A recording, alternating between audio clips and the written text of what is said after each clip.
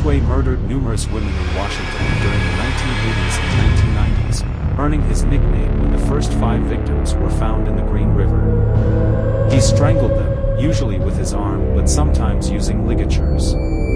After strangling the women, he would dump their bodies throughout forested and overgrown areas in King County. On November 30, 2001, as he was leaving the Renton, Washington Kenworth truck factory where he worked, he was arrested for the murders of 4 women whose cases were linked to him through DNA evidence. As part of a plea bargain wherein he agreed to disclose the whereabouts of still missing women, he was spared the death penalty and received a sentence of life imprisonment without parole. Gary Leon Ridgway was born in Salt Lake City, Utah, to Mary Rita Steinman and Thomas Newton Ridgway. He has 2 brothers, Gregory Leon and Thomas Edward. He was raised in the McMicken Heights neighborhood of SeaTac, Washington. Ridgway's home life was somewhat troubled. Relatives have described his mother as domineering and have said that young Ridgway witnessed more than one violent argument between his parents. As a boy, Ridgway had a habit of wetting the bed.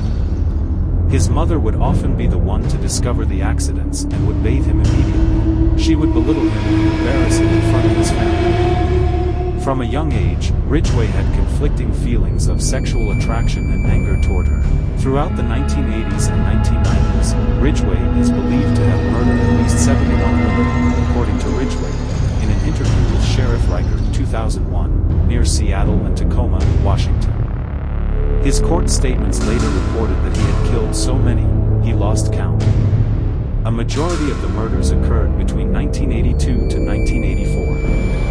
The victims were believed to be either prostitutes or runaways picked up along Pacific Highway South, International Boulevard 99, whom he strangled.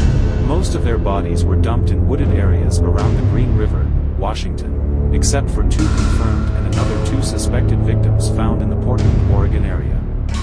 The bodies were often left in clusters, sometimes posed, usually nude. He also sometimes later would return to the victims' bodies and have intercourse with them, an act of necrophilia. Because most of the bodies were not discovered until only the skeletons remained, 4 victims are still unidentified. Ridgway occasionally contaminated the dump sites with gum, cigarettes, and written materials belonging to others, and he even transported a few victims' remains across state lines into Oregon to confuse the police.